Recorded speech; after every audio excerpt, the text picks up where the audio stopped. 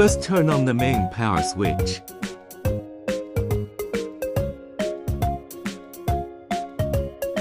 When the safety protection light is on, press it again to turn it off. It will reset. This is also a safety reset. Click it. Now the oil pump can be started.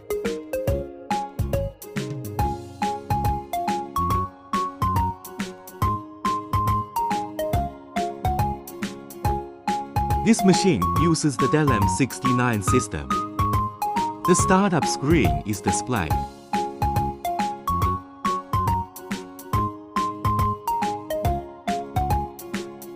Click the green Start button. The machine will perform automatic homing completion.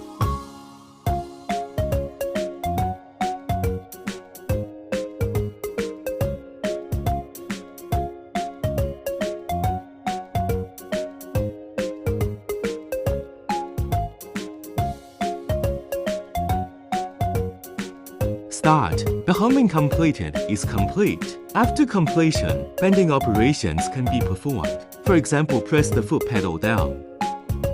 The first press triggers safety protection. Then continue. Press again to operate.